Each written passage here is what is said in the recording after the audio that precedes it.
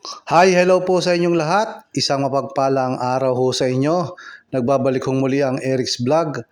At ngayong araw ho na ito ay pupunta naman ho tayo sa Norte. Meron ho kasing bagong state of the art na malaking multipurpose sports at events arena doon ho sa Ilocos Sur. Napakaganda ho ng multipurpose sports at events arena na ito. So yun ho ang ating pag-uusapan ngayong araw na ito.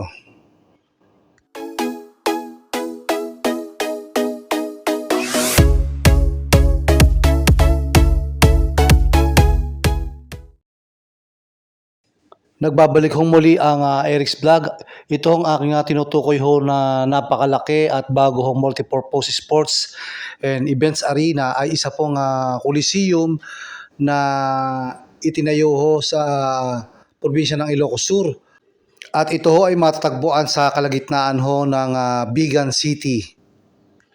Ito hong Coliseum na ating binabanggit ay long time vision ho ito ng dating gobernador ng Ilocos Sur na si Chavit Singson, at ayon sa kanya, ngayon lang ho nagkaroon ng katuparan itong pagpapatayo ho ng Coliseum sa pangunguna ho ng kanyang kapatid na si Governor Jerry Singson, at dahil sa maganda ang financial standing ho ng Ilocos Sur ay naipatayo ho nila itong Coliseum na ito.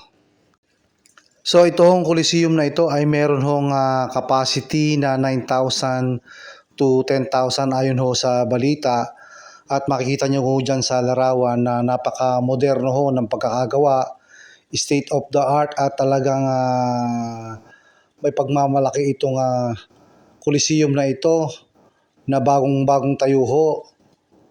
Itong taon ho na ito natapos itong construction ho dito ho sa maganda hong Coliseum na ito. At dito ho ay siguradong may dadaos ang malalaking concert, sporting events, at ang malalaki hong gatherings dyan ho sa Coliseum ho na yan. Ang pangalan ho ng Coliseum na ito ay Chavit Coliseum. So nanggaling ho sa pangalan ng dating gobernador ng Ilocos Sur at kilalang politiko at personalidad sa mundo ng politika, itong si Chavit Singson. Kaya naman ang Coliseum na ito ay pinangalan sa kanyang first name na Chavit Coliseum. Ito hong nasabing Chavit Coliseum ay matatagpuan ho sa gitna ng Bigan, Ilocos Sur, dun ho sa may Quirino Boulevard. At ito hong nakaraan na June 21, 2025 ay nagkaroon ho ng inauguration dito ho sa nasabing Chavit Coliseum, at dyan din ho nagdaos ng birthday itong si Chavit Singson.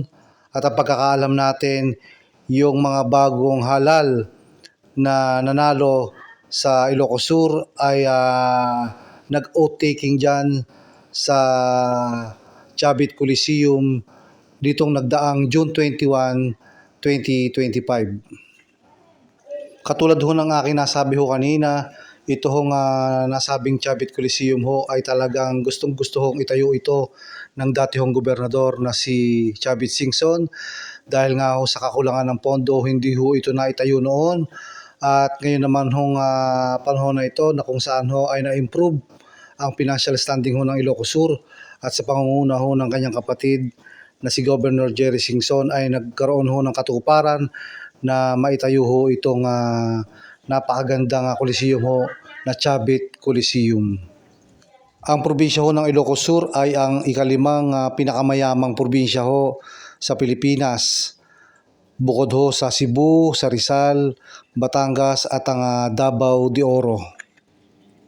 At dahil ho dyan ay hindi ho malayong hindi makapagpatayo ng ganyan ho kagandang Coliseum ang lalawigan ho ng Ilocos Sur. Meron ho akong maikling video ho dito sa Chavit Coliseum.